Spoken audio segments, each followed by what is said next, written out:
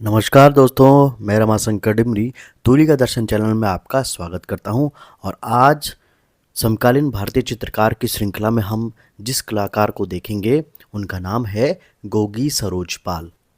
तो आज के एपिसोड को शुरू करते हैं और देखते हैं गोगी सरोज पाल जी के व्यक्तिगत तथ्यों को और कला जीवन के तथ्यों को।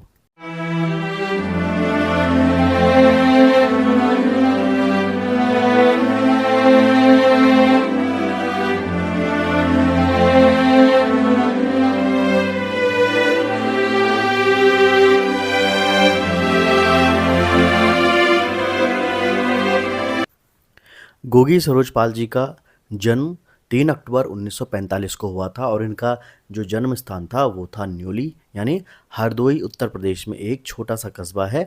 इनका निधन 27 जनवरी 2024 को नई दिल्ली में हुआ। तो हाल ही में जिन भी चित्रकारों का निधन हुआ है इनके इन तथ्यों को आप ज़रूर नोटिस कर लीजिएगा, क्योंकि करंट अफेयर्स में इनको पूछा जा सकता है। व्यक्तिगत तथ्यों की बात करें तो इनका विवाह श्री वेद नायर जी के साथ हुआ था और वेद नायर जी भी एक समकालीन भारतीय चित्रकार हैं। तो इस फैक्ट को भी आप जरूर नोट कीजिएगा। 1961 से 1962 तक राजस्थान की बनस्थली में कला महाविद्यालय में इन्होंने अध्ययन किया था। तो जो इनकी शुरुआती जो शिक्षा हुई है वो 1961 से 1962 में इन्होंने जब राजस्थान के बनस्थली में कला महाविद्यालय से इन्होंने अध्ययन किया। 1962 से 67 तक इन्होंने लखनऊ कला महाविद्यालय से चित्रकला में डिप्लोमा प्राप्त किया। तो ये जो दो महाविद्यालय हैं, इन महाविद्यालयों से ही इन्होंने कला की आरंभिक शिक्षा प्राप्त की थी। 1968 में दिल्ली के कला महाविद्यालय से चित्रकला में इन्होंने स्नातकोत्तर उपाधि प्राप्त की। तो ये जो जितने भी यहाँ पर महाविद्यालयों के नाम हैं इनको आप ज़रूर देख लीजिए, इनको याद कर लीजिए, क्योंकि कई बार परीक्षाओं में ये भी पूछे जाते हैं। शुरुआती दिनों में इन्होंने नई दिल्ली के महिला पॉलिटेक्निक में व्याख्याता के रूप में अध्यापन आरंभ किया था। अब यहाँ पर देखिए, इन्होंने शुरुआती दौर में जब इन्होंने अपनी कला की शिक्षा उपाधि प्राप्त कर ली थी तो इन्होंने नई दिल्ली की महिला पॉलिटेक्निक में लेक्चरर के रूप में यहाँ पर अध्यापन शुरू किया था। 1979 से 1983 तक उन्होंने जामिया मिलिया इस्लामिया विश्वविद्यालय में कला विभाग में व्याख्याता के पद पर भी कार्य किया। तो ये काफ़ी इम्पोर्टेंट फैक्ट हैं कि इन्होंने कहाँ कहाँ जो है अध्यापन का कार्य किया था।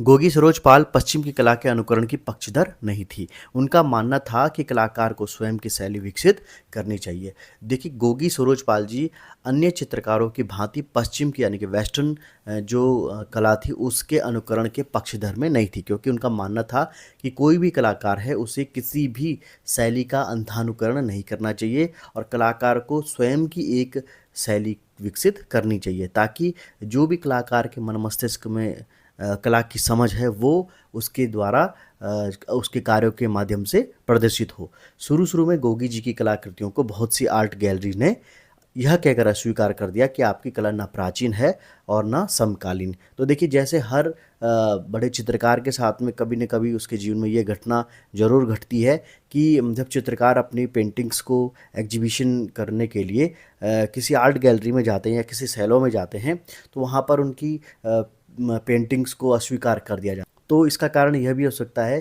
कि जितनी भी जो बड़ी आर्ट गैलरीज होती हैं वो किसी न किसी बड़े कलाकार को सपोर्ट करती हैं, क्योंकि यहाँ पर कहीं ना कहीं फाइनेंशियल पॉइंट ऑफ व्यू भी जुड़ा हुआ होता है। तो गोगी सरोज पाल जी की कलाकृतियों को यह कहकर आर्ट गैलरीज वालों ने अस्वीकार कर दिया था कि आपकी कला न प्राचीन है और न ही आपकी कला जो है समकालीन की श्रेणी में आती है।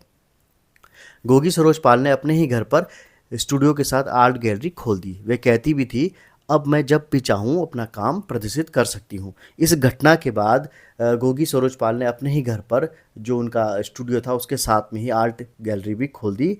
अब वे कभी भी अपनी पेंटिंग को एग्जीबिशन यहाँ पर कर सकती थी। 1980 में गोगी सरोज पाल ने बीइंग ए वुमन श्रृंखला का निर्माण किया जो नारीवाद पर आधारित थी। अब यहाँ पर देखिए, गोगी सरोज पाल जी ने 1980 के दशक में बीइंग ए वुमन की एक सीरीज का निर्माण किया था जो कि नारीवाद पर आधारित थी, यानी कि फेमिनिज्म पर आधारित थी वो।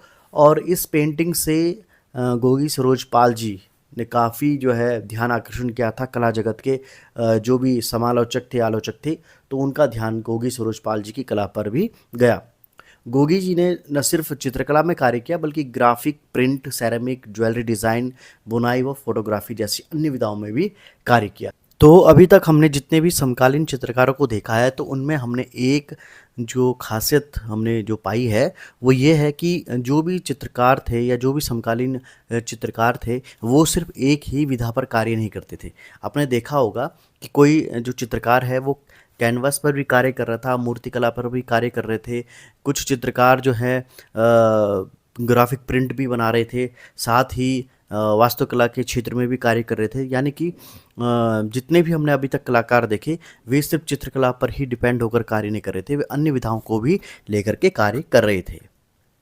गोगी सरोज पाल जी दिल्ली के गढ़ी कलाकार परिषद से भी जुड़ी हुई थी।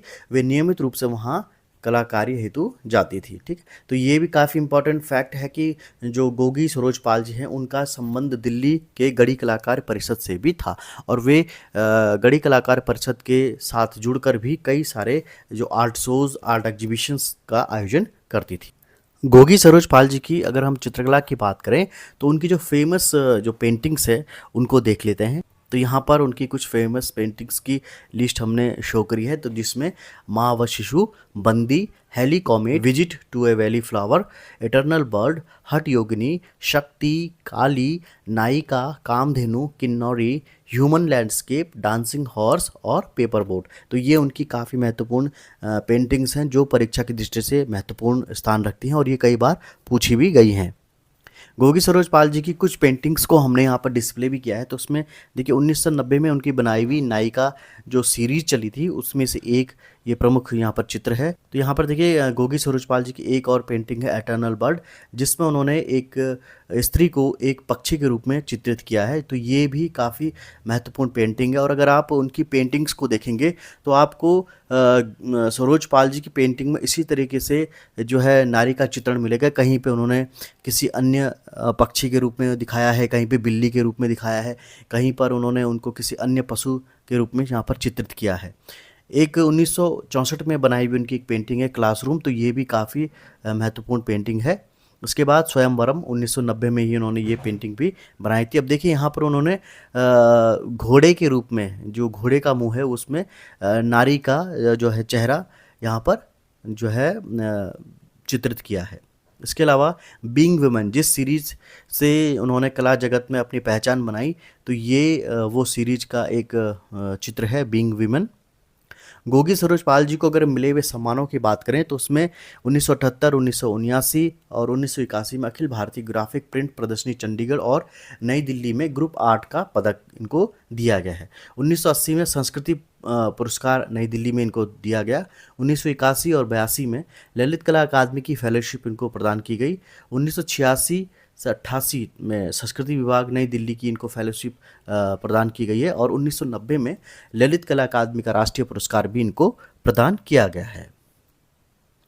गोगी सरोज पाल जी की अगर हम लिखित पुस्तकों की बातें करें तो कुछ यहाँ पर उनकी फेमस पुस्तकें हैं, जिसमें जो सबसे पहली ये पुस्तक है letter to Punnu from Garhi studio. इन्होंने जो अपने कुछ लेटर लिखे थे गढ़ी स्टूडियो से, तो उन लेटर्स को यहाँ पर जो कंपाइल करके एक किताब का रूप दिया गया है और इसमें भी उनके कई सारे चित्रों को इसमें समाहित किया गया है। उसके बाद हठयोगिनी, बीइंग ए वुमन, नति विनोदनी और स्वयंवरम, तो ये वे किताबें हैं जिनके अंदर अधिकतर सरोज पाल जी की पेंटिंग्स को जो है जो भी सीरीज उन्होंने बनाई थी उन सारे सीरीज़ों को एक बुक के रूप में जो कंपाइल करके रखा गया है।